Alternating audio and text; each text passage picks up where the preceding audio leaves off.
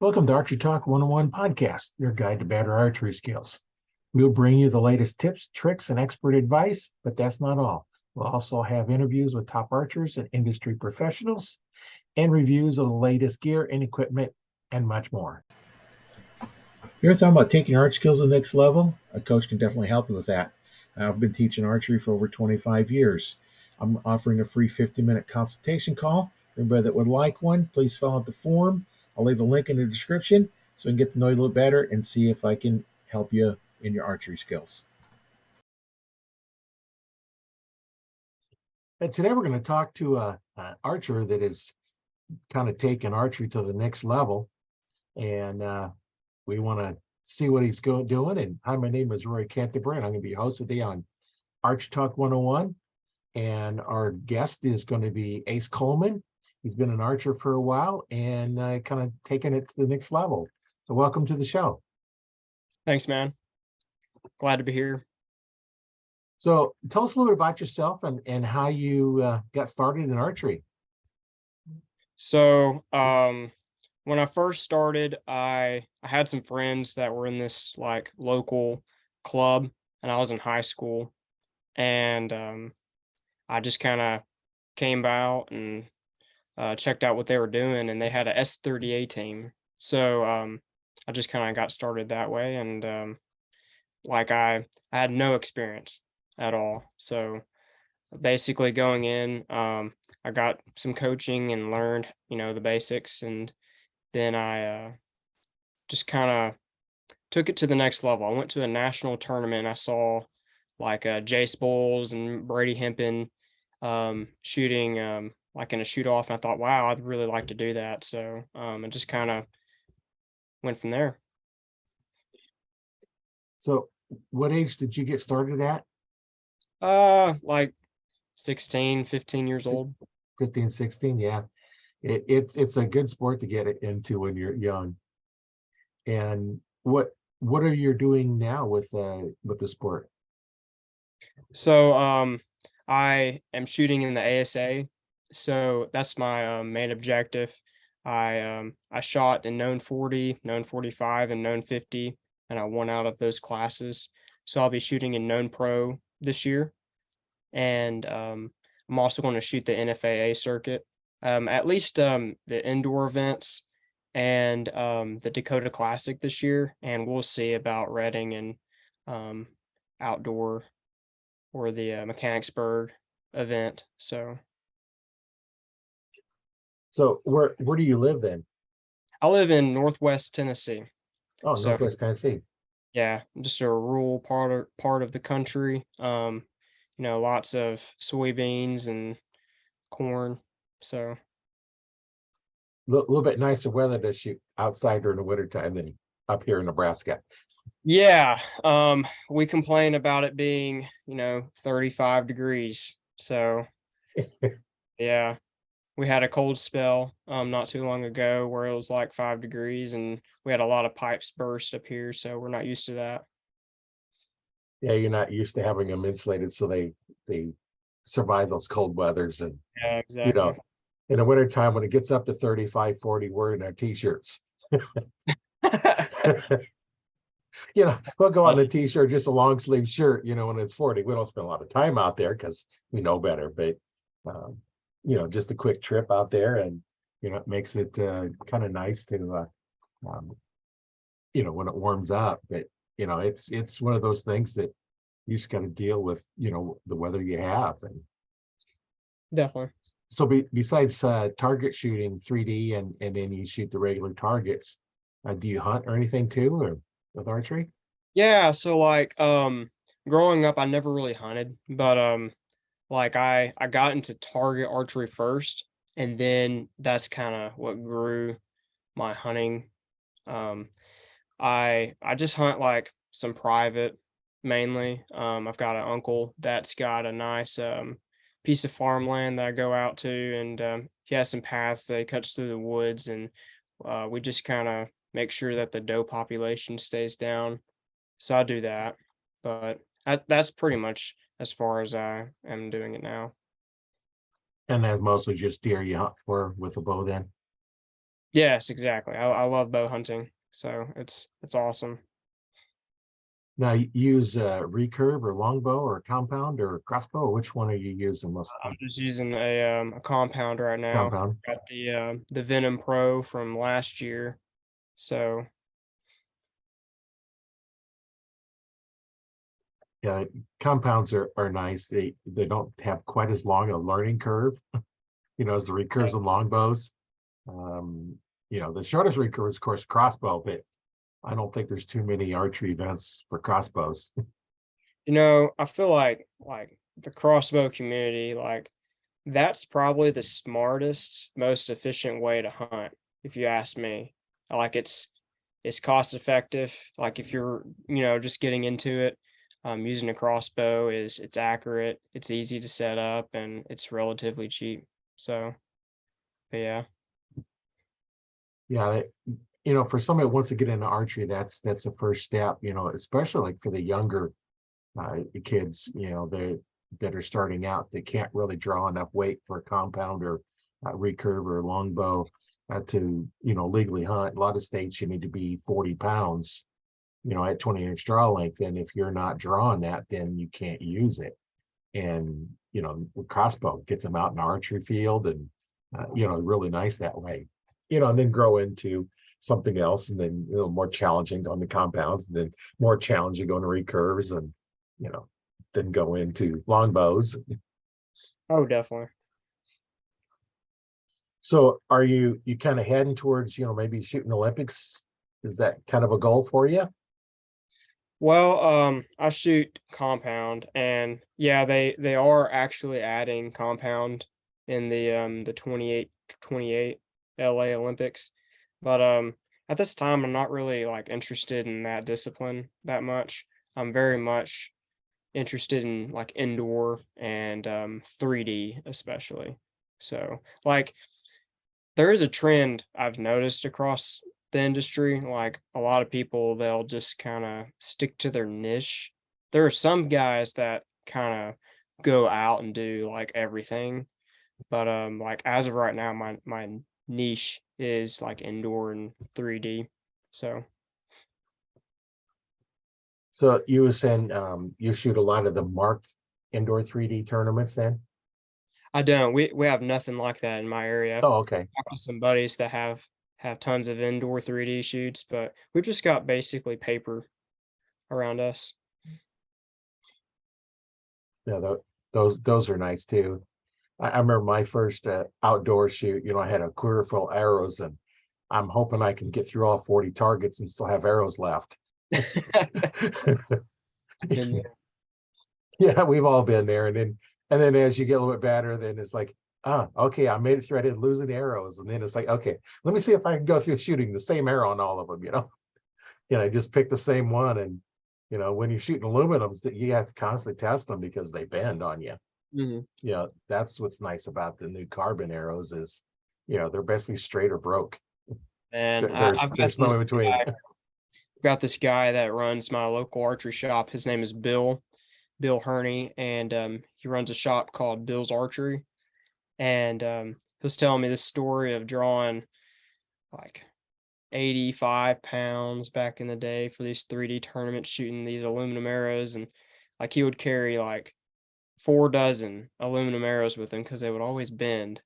Yeah. 'Cause yeah, so I mean, it's a lot different now. Carbon arrows are really awesome. They just bend back straight every time. So Yeah, I know. I started out in the 60s before you had aluminum arrows. It's wood arrows and either longbow or recurve. That was your options. And it wasn't until the 70s when the first compound started coming out. And then I started shooting the compound. And then, I still have my a recurve. I actually still have my very first recurve. And then I have another one that I set up for bow fishing. It's I shoot them differently. When you pick up one bow, you shoot it one way. You pick up a different style bow, you shoot it differently. And I just with the recurve, it's all instinctive. Look at the target, draw back, and shoot. I yeah, don't use the string walking or using the tip as a reference. And there I'm putting sights on it, and I just completely do that. And when you're bow fishing, you know, you don't have time to find a site. You just got to No. drop and shoot. Yeah, exactly. You gotta. The biggest thing with that is aim low. That's the Right. biggest thing for me. So do you do any bow fishing then? Yeah, we have a local, like I said, I joined a S30A team when I first started, and that's out of Covenant Ranch here in Paris, Tennessee. And it's like an outdoor ministry. Um, we basically bring in kids who are inclined to hunting, and we have a bow fishing camp. So we're actually just outside of Land Between the Lakes in like Paris Landing area in Tennessee. So we've got this huge um, public land for hunting and just a huge network for bow fishing and actual fishing tournaments and just recreational fishing. So, but yeah, I don't do a lot of it now, but when I was younger, I used to for sure.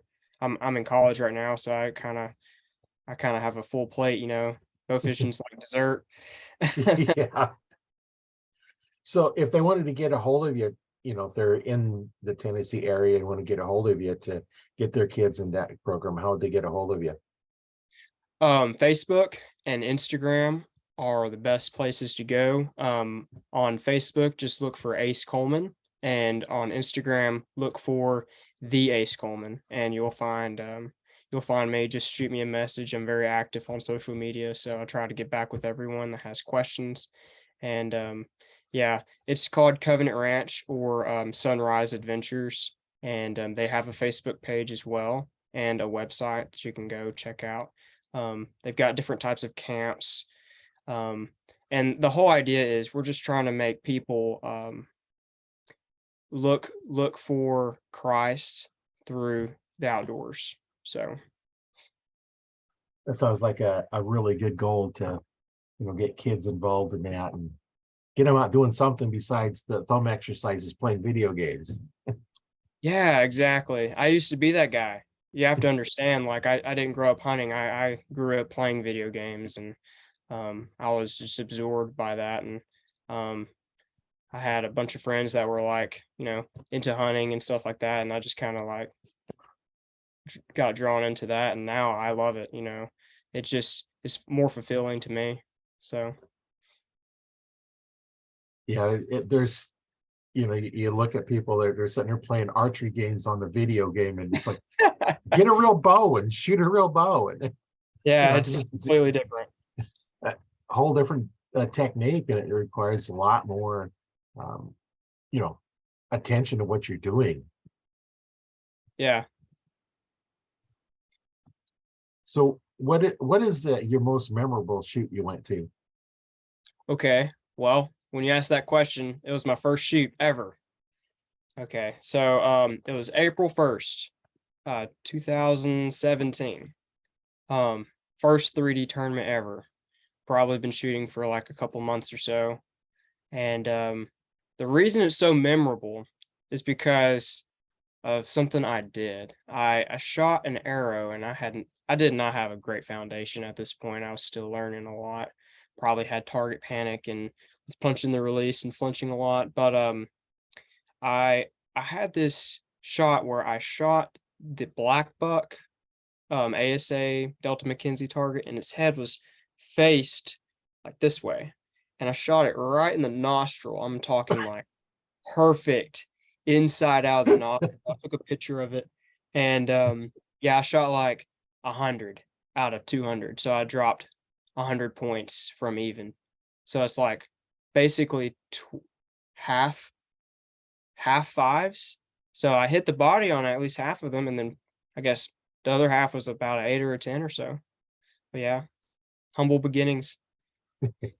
Well, we all have to start there, and uh, now what's the best shoot you've been to where you've done the best score? Well, best score. Well, it depends on the distance. Let's see here.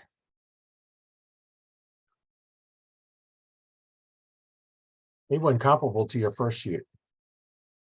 Oh, it's completely different. Completely different. Yeah, I think my best score, I've shot like some 45 ranges. I've shot 32 up, which is a 232 in ASA.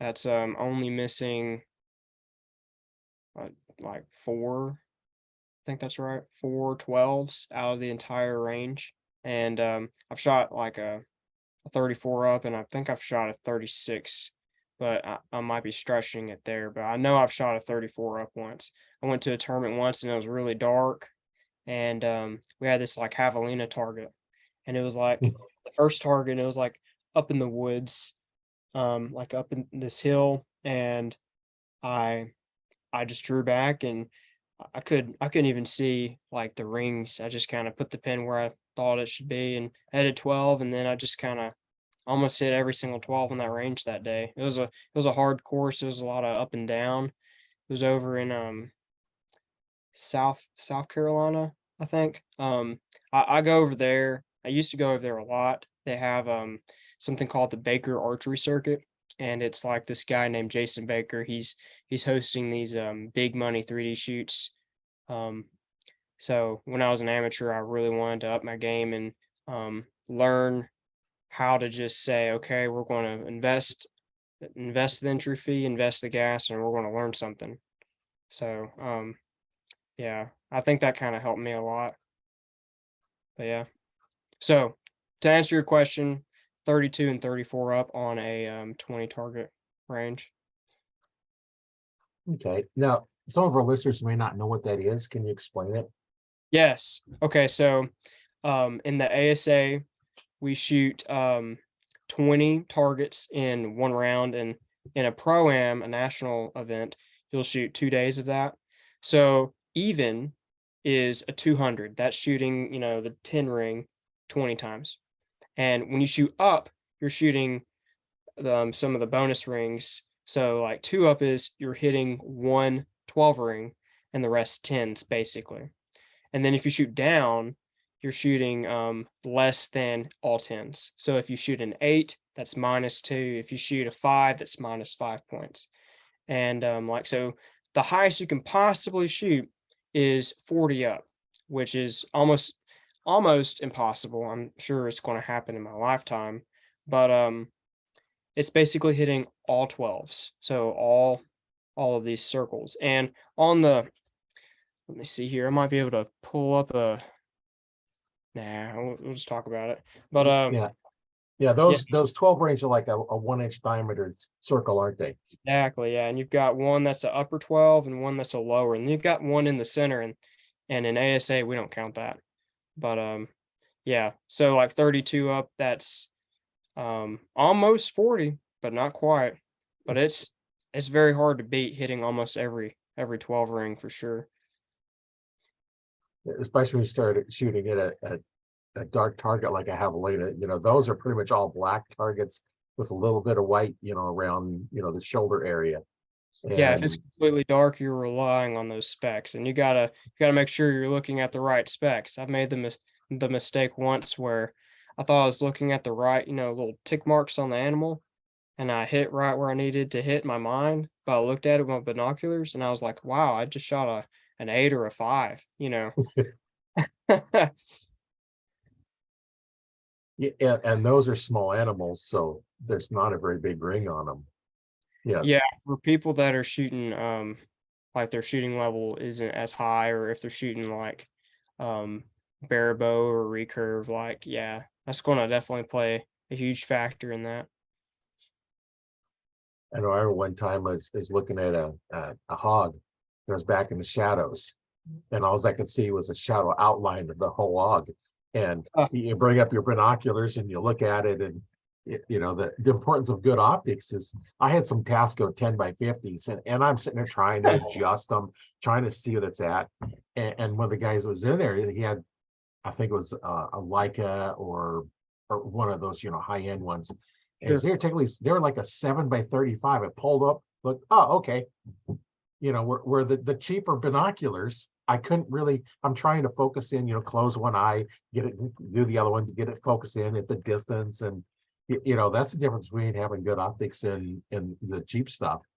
Yeah, And for sure. I've had that experience where I got a pair of like Vortex Diamondbacks, and they were 12 by 50. And I looked through them, and it looked like I had like water spots on them. I cleaned them and made sure they were clean.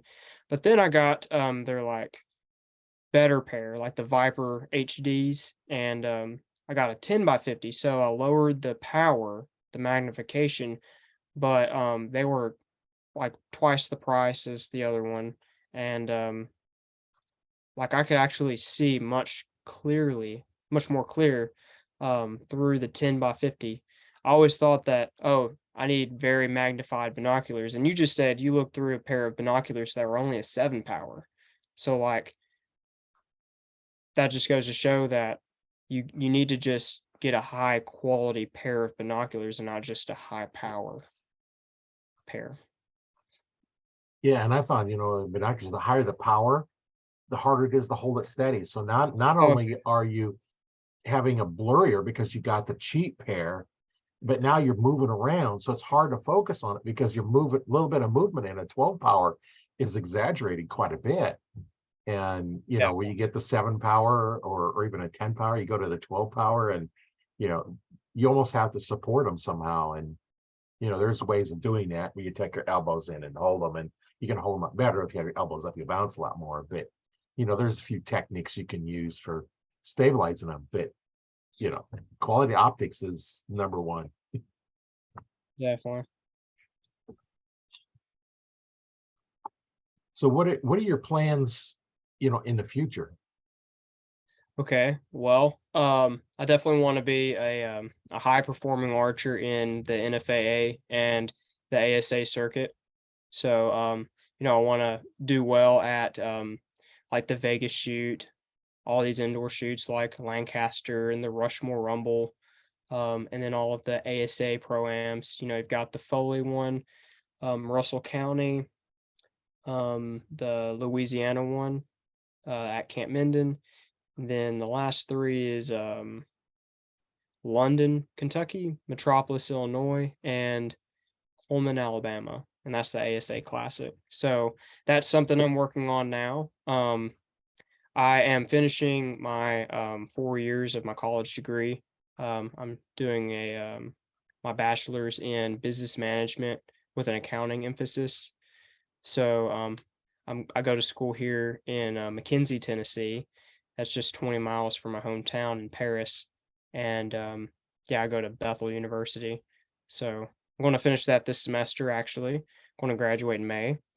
And I actually work at a bank right now. I'm part of the IT department, and I also help with like, relieving receptionists for lunch, and I do some accounting things where I'm like reconciling bank accounts and making sure I'm creating reports, just analyzing financials there. But yeah, so after college, I am going to probably continue working there, and I'm actually starting a online course business where I can actually help archers learn easily and affordably how to get into the sport of tournament archery.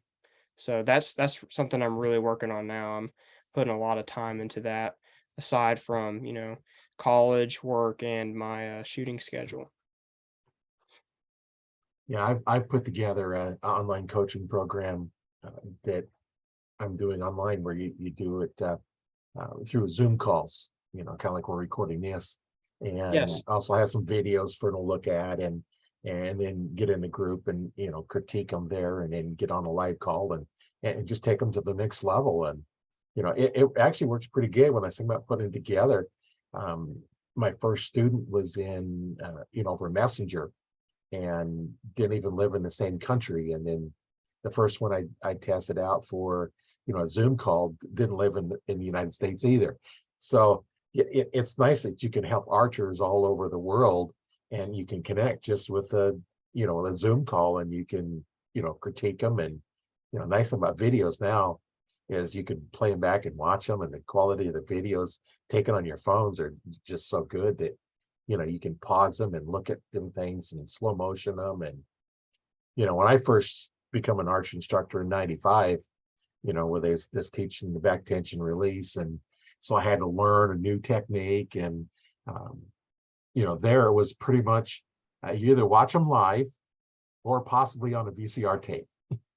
you know, and the quality of the recording, wasn't the best. And, you just couldn't see it as well. And, so I did a lot of my teaching just being, watching what they're doing and, shoot, and I'd watch one part of it and then go back and then they'd shoot again and watch another part of it. And, I think now it's going to be, it's so much easier because like you can stop and watch the whole process, watch it multiple times. It just makes it a lot easier to do something like that.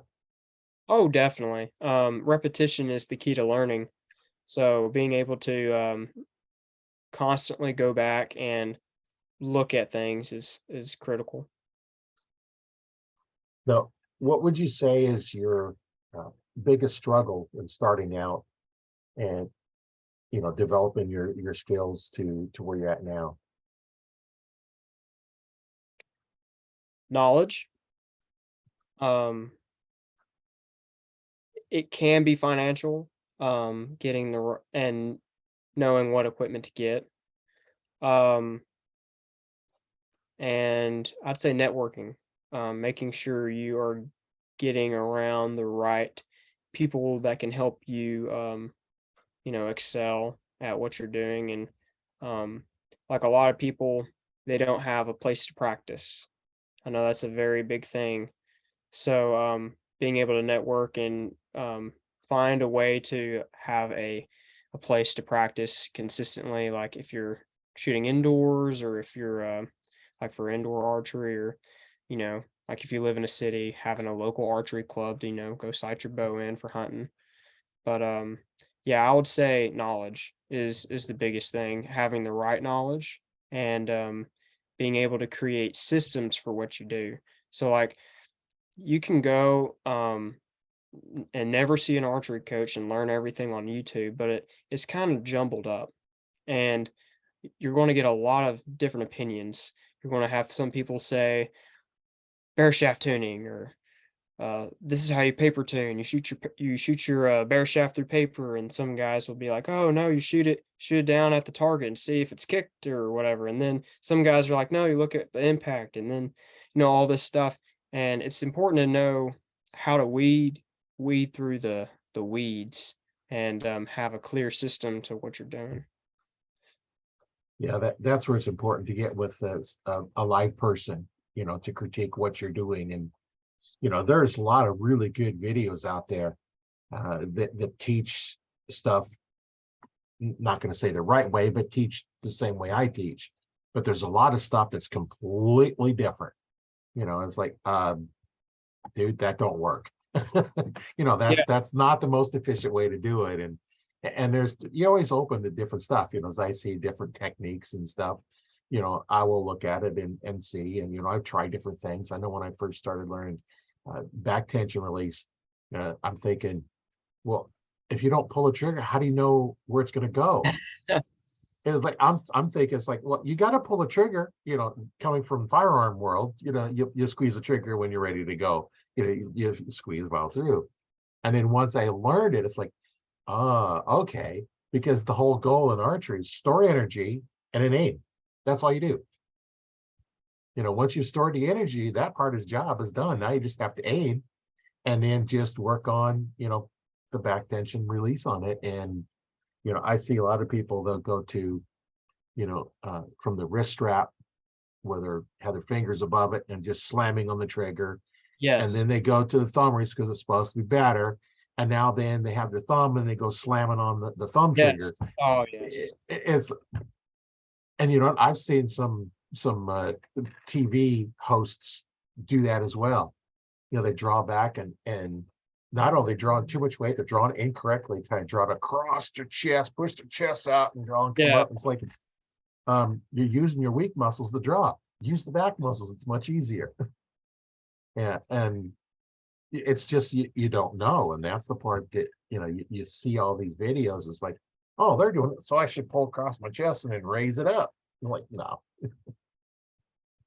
That was a huge problem. Like I went to a league last Friday, and they had some guys that were shooting like a bow hunter setup, and like some of these guys, I'm not gonna say any names obviously, but like there's always gonna be this one guy at the archery shop that's got the brand new bow, brand new bars, brand new equipment, got a thumb release, and he's like, bam, or bam, just Yeah, just slam it on the trigger. yeah, and that's the thing, like if I was to recommend someone and you've only got, let's say, $300 to get into archery, okay? Well, and your goal is to shoot tournaments, I guess. You're probably going to start off with like a normal compound setup or something like that. If you were shooting a compound, I would say spend $100 on everything you need except for the release, and then go and buy a legit release, like a good thumb button. That's probably going to cost you $200. Or I wouldn't necessarily recommend a hinge to begin, because the reason why um is your dexterity in your fingers. A lot of people are going to have a really hard time holding it. And if you can learn how to build that dexterity in your fingers, shooting a hinge will be a lot easier once you've got like a year under your belt with the thumb button. But yeah, and just learning how to actually shoot a controlled and surprise release with any release. One, like, I'll tell you my experience with that. I went to a national tournament once, and I was shooting a wrist strap, and I had like some Scott wrist strap where you put your finger on it, you can feel a lot of movement, and then boom, it goes off. And I didn't really know back tension that much. I just kind of drew back and moved my finger. And like a lot of people, they'll start off and the trigger will be here because the neck is so long. Right at the So tip of the finger. yeah, and then they'll have that instinct from shooting a gun, because with a gun you can't see punching unless the safety's on. And if you got a shotgun and you're punching with shotgun, you're like, whoa, you'll do that. But so like I started off like that, and then someone told me you need to put it really deep so it can grab and pull with your back. And the problem with that is, no matter how deep it is, if you pull with your back is a big muscle. It's not going to move all this that much. I really teach people to like use their back to draw the bow a little bit, and then to hold the weight of the bow. We've got this thing called the National Training System, and that's what they teach in like USA archery coaching classes. And really the back, you're supposed to transfer the weight to achieve what we call holding, so you can relax these muscles to do the work. But the thing is, with the trigger, you've got to actually, in my opinion, you got to move the trigger a little bit. So that causes a lot of people that causes a lot of issues with people. But then your natural instinct, like you said, with the thumb button, is to just do the same thing. It's just to go ahead and punch it. Yeah, that's where I take on the wrist strap, as I put it back, not the tip of the first joint, but the second joint, and let your hand curl around it. And then when you're going to put a little slight pressure on it, without pressure, you're not going to go up, but a little slight pressure. And then the process of squeezing those shoulder blades together, it will go off, but you got to learn to not move that finger.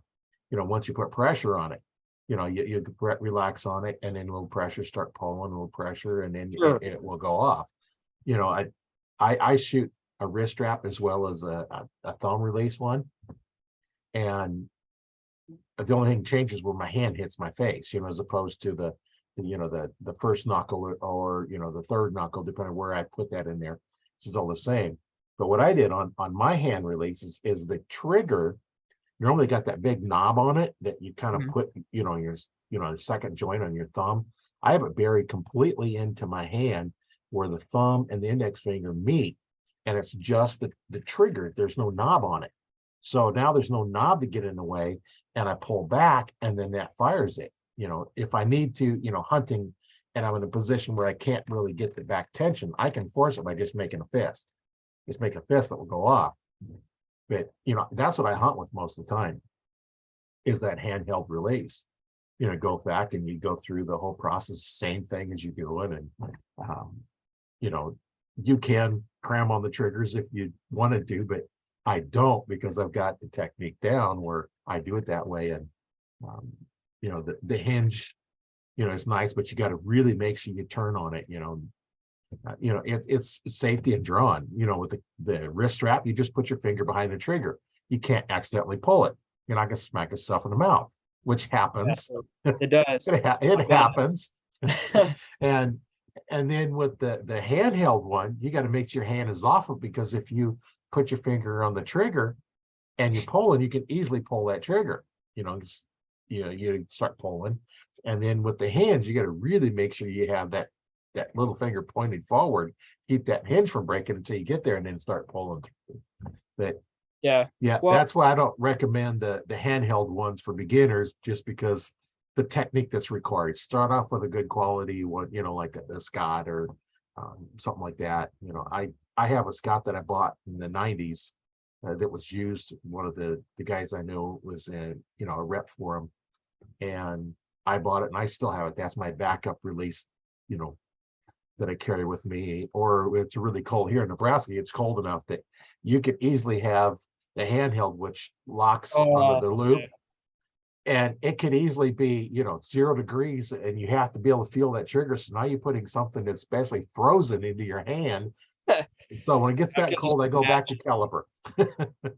Yeah. Well, to add to that, like if I was starting out completely, and this kind of links into something I'll talk about, but I would get a wrist strap, a higher end one that has trigger travel and trigger adjustment screws. So if that's not in your budget, then that's okay. But what causes the issue of punching, in my opinion, that's hurt me the most, is where with the wrist strap, you have to physically move, like the trigger has some wiggle before it actually rolls off. If it's one of those roller, like sear ones, like the Scott long, I don't know what it's called, the Scott, it's like the Scott Shark, for example. Right. A lot of them have that little dual caliper, and then there's the single caliper one. And like the only way to get that to work, those releases, is if you, in my opinion, like you said, you have to get it really deep and kind of just hook this, and then pull and kind of move it with your back to move that trigger. And then with you putting the barrel really deep in your hand, you can't really feel if it has a lot of travel where it's moving, the trigger is moving. You Right. can't really feel that much when it's really deep. But if you have a wrist strap or thumb button that has the trigger travel adjustment, you can get it to where when you apply pressure, the trigger doesn't move. So when the trigger doesn't move and you apply pressure to it with your back, for example, it's going to stay in the same spot, and it just takes a buildup of pressure to make it go off. And then you can Right. really fine tune how light you want to rest your finger on it to do that technique. So when you have a trigger that moves and you're pulling really hard with your back, if your finger gets relaxed, the trigger, it might move a little bit, but it's not going to move that much. That's why you have Right. to lock it so deep. But if you want to have it to where you're relaxed, because you want to shoot a bow as lazy as possible, in my opinion. Right. You want to, if you want to do that, you just have to put your finger on the trigger, have it stretched out the way you'd like, and then just slowly add some pressure to it until the shot breaks. Yeah, I know whenever I shoot a release that has travel in it, as soon as I feel it starting to move, then Yes. I start thinking about the trigger, and I quit aiming. Yeah. Exactly. And that's why, People out. the release I have it's got just a single pin that sticks out, and you don't feel the travel on it. It's a good quality Scott. and I shoot the Carter Chocolate Addiction, and I have a really, really hard spring. I put the hardest spring in it as you can put in there, because I don't want it to do any movement. I want to be able to have to put pressure on it. My son has one that has a softer trigger. I Yeah. can't shoot it because as soon as I put pressure on it, it's like goes off too quick. I want to have a hard trigger and basically no movement. The whole movement from not fired to completely fired is just such a small amount, maybe like a 1/16 of an inch, that you can make it move. It's very small travel. And my Scott has the adjustment for the trigger, how much travel you have on it and how much it takes to make it go off. And you can adjust the pressure in them. And like you said, you want a hard trigger that doesn't move to fire it. You got to put pressure on it. Any movement is that way. I know when I had my store, the True Fire guys, wanted me to, carry their line of releases. And basically I told them if Walmart carries it, I won't carry it. Oh, Because I didn't want to compete against Walmart. yes. And that's what I did on most of my stuff. If Walmart carries it, I can't beat their price. So I'll carry the higher end or better stuff. So they had a handheld that they sent me to try out, and it has more travel. Oh yeah, I know exactly what it And is. it's not near as good, but it's half the price. At that time it was like a $60 or $70 release, Yeah. where the one I was shooting, wholesale was like $125.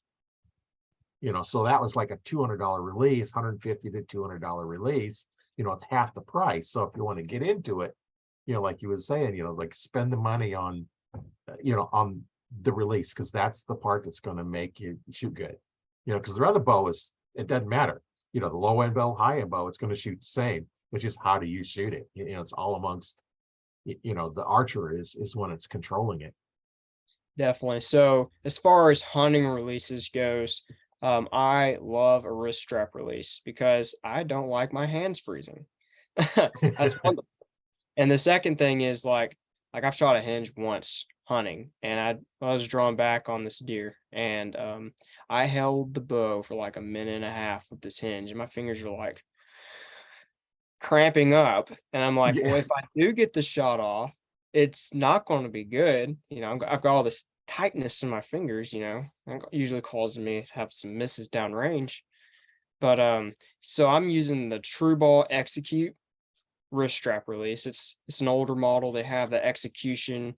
Um, it is a great release. It has it's basically a thumb button put into a wrist strap. It has the same adjustments of trigger travel and trigger tension. You can adjust the neck length to where it's literally like just an inch away, so you can really grab into it. Like I put the trigger on this second knuckle, right. where the joint is, and then I make sure my hand is nice and flat, and then I just anchor under my earlobe on the back of my jaw, and then just make sure I'm in my back, and then I pull against the release and shoot the bow. Basically, it's a surprise release, and I can really feel that tension build up on the trigger. With the trigger that moves, you can't really feel the build up. You just feel it Right. moving. So, but yeah, I would highly recommend look at releases like that. I know Stan makes a good one. I know Carter does make, like, I think it's the Like Mike, Michael Braden.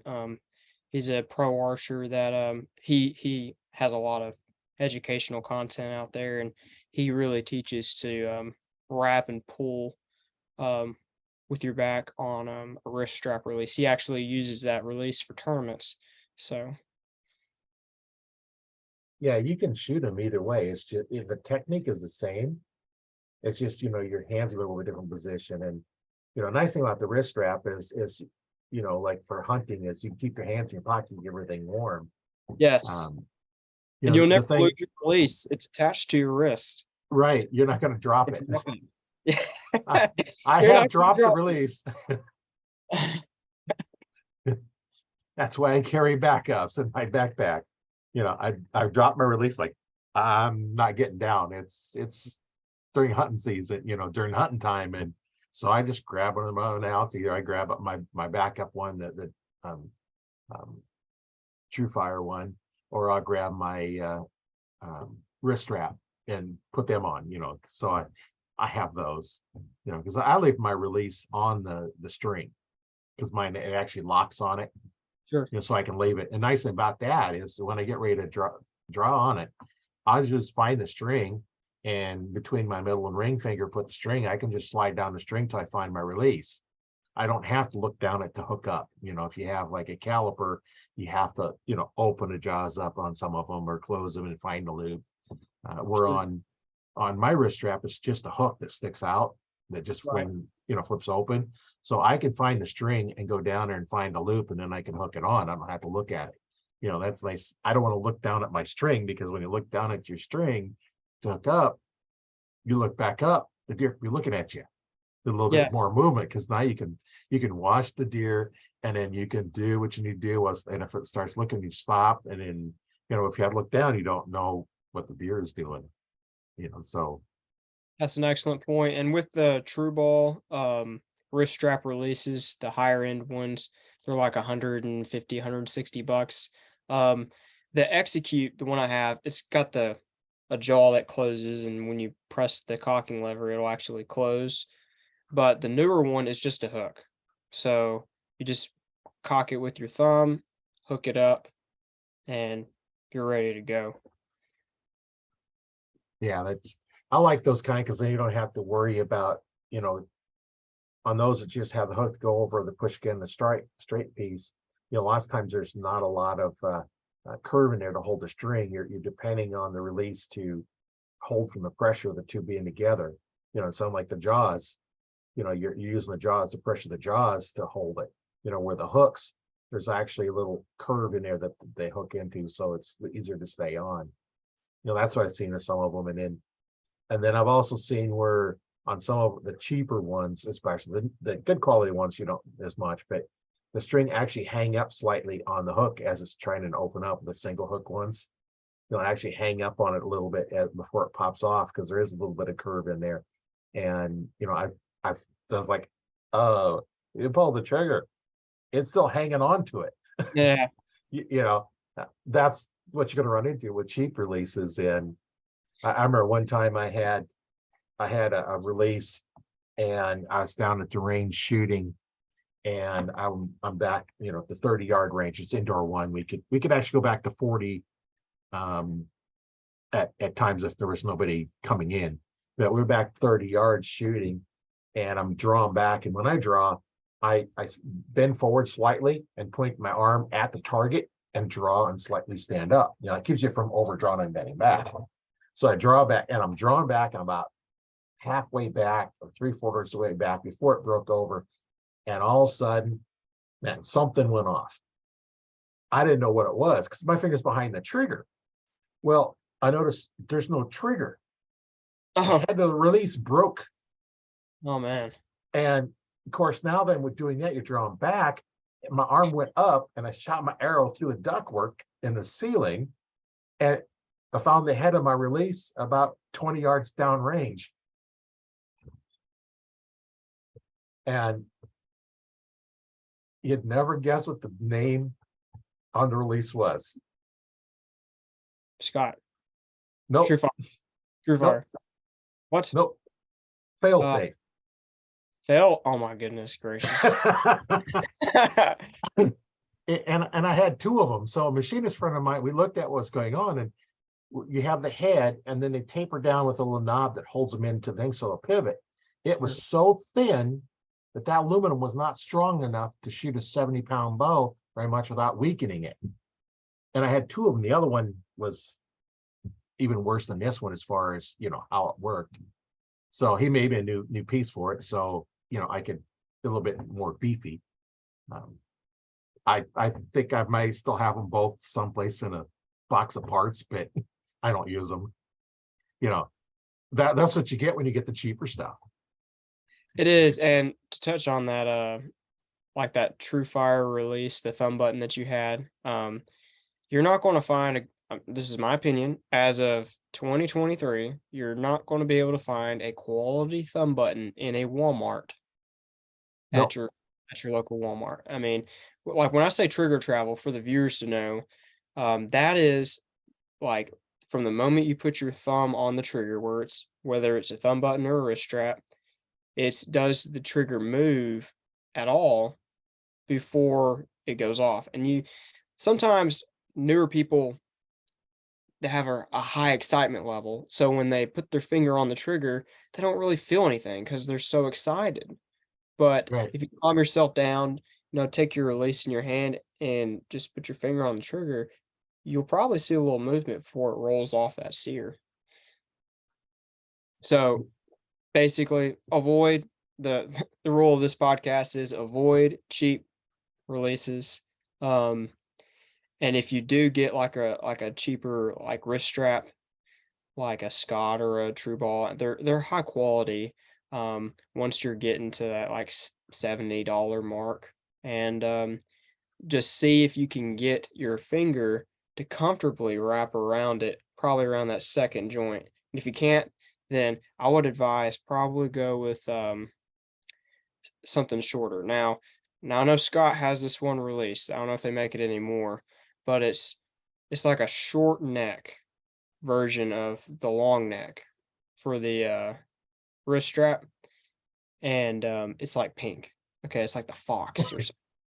Okay, if you're a man and you don't want to shoot a pink release, I would advise go shoot that pink release. You might find that the length is just right. I don't know if the wrist would fit you, but if you're stressed for money, I'd go with that. But if you want to spend a little bit of money, getting into a wrist strap for hunting, definitely go around the 120 to $160 mark with like a True Ball or a Stand or a Carter wrist release that has trigger travel and trigger tension adjustment. Yeah, that's so important to get, the release is the part that you're gonna go spend. If you're on a limited budget, go to the pawn shop, buy a bow. Yeah, for And real. I've done that. if you've got $500 to spend, go to the pawn shop, spend $150 for the bow, and then spend the rest on a release. You're gonna be much Exactly. better off. You'll have that release for years. You're right. It's Like I all said, shot technique too.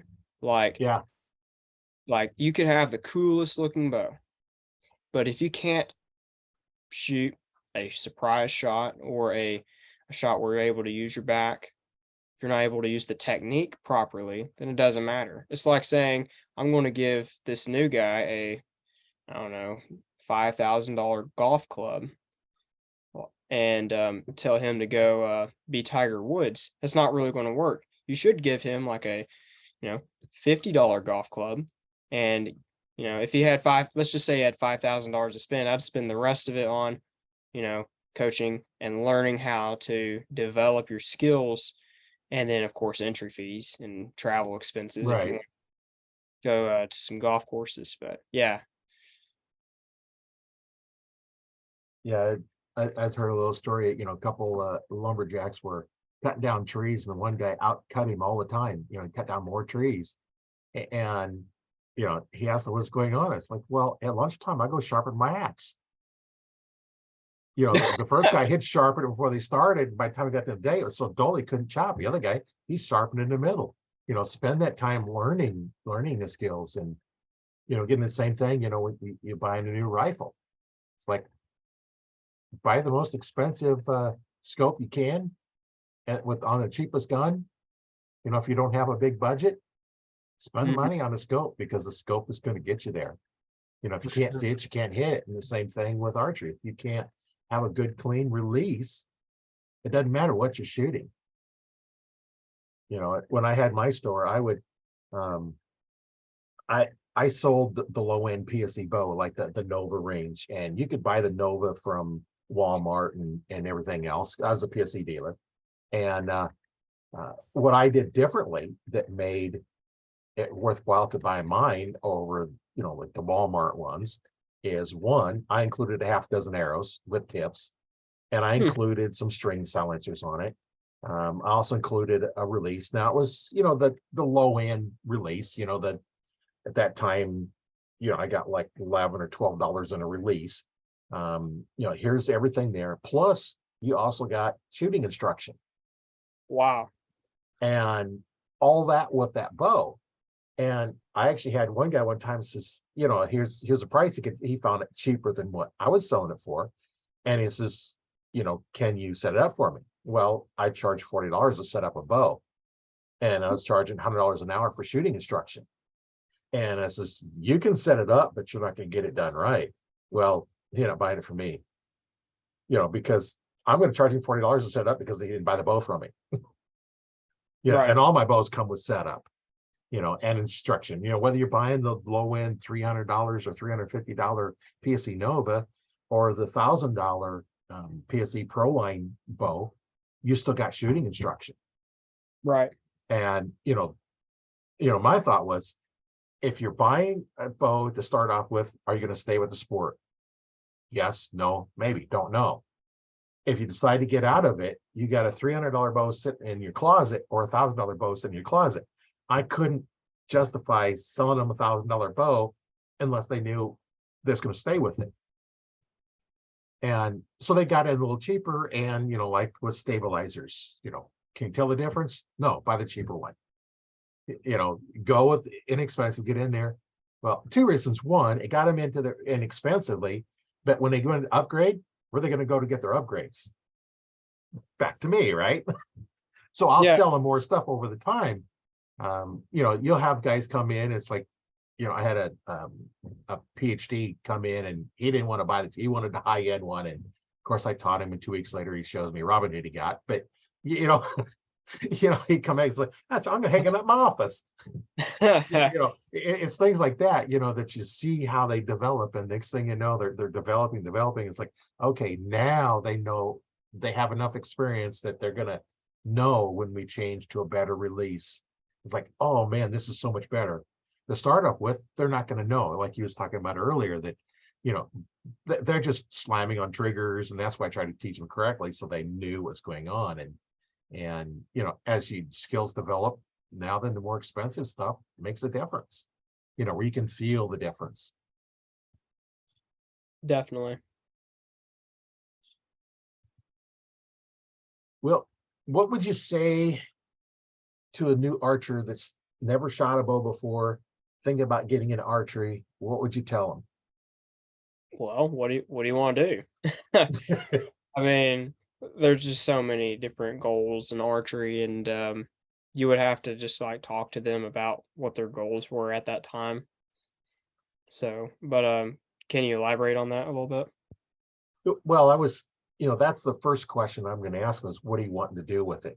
Did you watch the Hunger Games and you want to do recurve or longbow? Yes. Your buddies hunt with a compound, or you just want to get into archery because you like it, is a crossbow for you. The first thing, like you alluded to, that I asked was like, okay, what are your goals? You just want to have fun, or you eventually want to compete? Or it's like, oh, okay, I want to shoot in Olympics.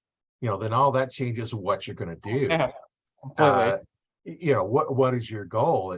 Because it all depends on there. And then of course the next question I ask is, which is your dominant eye? And then we're going to check that, because you want to shoot whatever you're dominant. If you're right eye dominant, once you're right-handed, left eye dominant, left-handed, it doesn't matter which hand you write with. And I've had people that come in and it's like, well, they're right-handed, but they're left eye dominant. It's like, well, I can't do it. It's like, you can do it. You can learn how to do it. It's going to be much better when you're starting out. I remember one time I had a couple of twins come in, and one was right-handed, the other one was left-handed.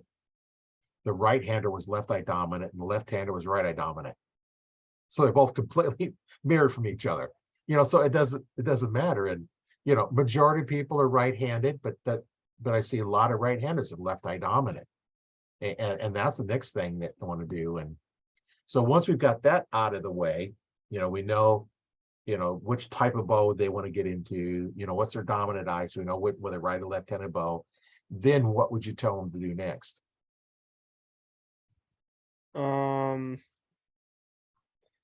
Would this be someone that's like just shooting in the backyard, kind of trying things out?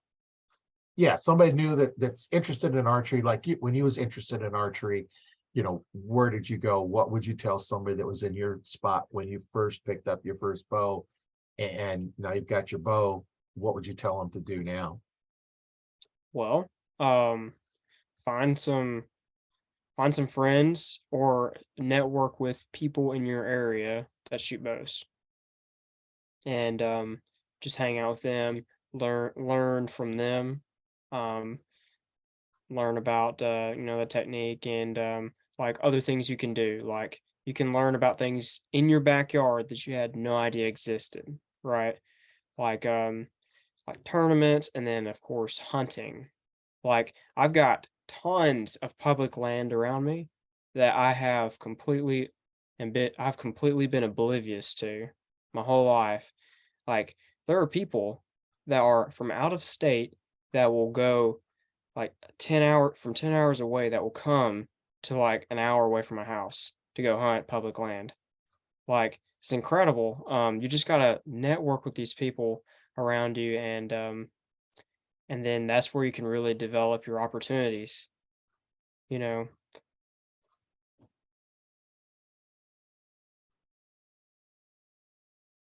Yeah, just get out there and get with the other archers. I found it, that if you're someplace shooting, you're struggling with something, another archer, even if they're a top archer, Olympic archer, or a national champion, and you're struggling with something, I haven't found too many yet that won't help you. If you're Yeah. struggling with something, if they're in the middle of shooting, you want to come up and tap them on the shoulder and say, hey, I have a problem here. Yeah, you don't wanna get in someone's head like that. That is a problem with that, at a tournament level sometimes. But yeah. Like I had someone, the other day, I was practicing and they came into the range, and, um, they were shooting, and like I noticed the person shooting had an issue. They had a thumb button, and they were punching the release. And I try to explain to them the idea behind the proper technique. And like I love helping people out, and just helping them transition to higher performance. So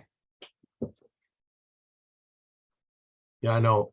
I have my NFA archery instructor patch, and I keep it on my 3D rig, figuring if somebody sees that and knows that I'm an instructor, then they could, you know, so they'll come up to me and ask. But I don't go up to somebody and say, "Hey, I can fix your form." Y- yeah, You know, that just doesn't work. And doesn't. in conversation, talk to them, and then you can approach them. It's like, hey, I have something that might help you out. If you're interested, I can share it with you, and then get in a conversation with them and just kind of work in that way. And, being an Exactly. archery instructor, I get paid to teach, but that doesn't mean I'm not going to teach for free of somebody, because the idea is to teach and make them better. If I'm doing one time here, but if we're going to meet together weekly, yeah, then I'm going to expect to get paid for it. But, um, if we're out there shooting together, we all need coaches. Like if you and I are shooting together and it's like, okay, what do you see wrong with my form? We go through in the shot process, and you can see something, or I can watch yours, and it's just kind of helping each other out. And I know some of the top archers, if you get them when they're not actually shooting, in between, and bring up and start a conversation with them, just talk about archery, and next thing I know, it's like they're going to start sharing information with you, what they're doing, and just start talking to them. And and Exactly. that's way, I get somebody start talking to me, it's like, okay, I'm going to keep talking to them, and as long as I don't have a tournament, it's not my turn to go up there and shoot. you know I can talk about archery all day long. There's a few sports I can talk about for long periods of time, but and that's why I started the podcast. I started it over a year ago, and this is, I think, podcast number 65. So Awesome. I've been doing it for a while, and I started off with just providing information. Like the first one was, what do you need to know before you know go get your first bow, and then on, and I got other information out there, and I started doing some more interviews, talking about different archers, and hearing their story it's just amazing, the different stories of everybody. And that's that's a lot of fun. I could talk about archery for an hour at a time with archers from all over the world. Absolutely. But we're kind of right at the hour time point. What what are your parting thoughts you'd like to tell the listeners? Well, if you're starting out, just networking. Just remember that. Talk to the right people, and be nice. And the release and the shot technique is more important than the bow. Like, you could shoot a bow that, like a bear from Walmart, that has a really squishy draw, but if you get it adjusted right and you get the technique down with your release, then you're going to be better off. And then you can upgrade the bow and keep your shot technique the same, instead of you um having to spend more money for the release, and then completely spend more time with the shot technique. But yeah, so, and also to the viewers, just follow me on Facebook, Ace Colman, and Instagram, the Ace Colman. I've got some pretty cool training materials that will be coming out in the coming weeks, and just to help better the sport of archery. Whether you're a beginner, an intermediate level archer, or you want to be at a professional level, y'all can reach out to me there. All right, I'll leave a link in the description. How to contact you, make it a little easier. Those look in the description. So Definitely. yeah, always want to be able to get a hold of you. You can always get a hold of me. There's several places you can get a hold of me. You can get a hold of me on the Facebook or Arch Talk 101, or you can contact me, through Instagram, or my YouTube channel. There's all kinds of places you can get there. I'll leave a link in the description you can get a hold of me. But it's you can message me and all kinds of different ways.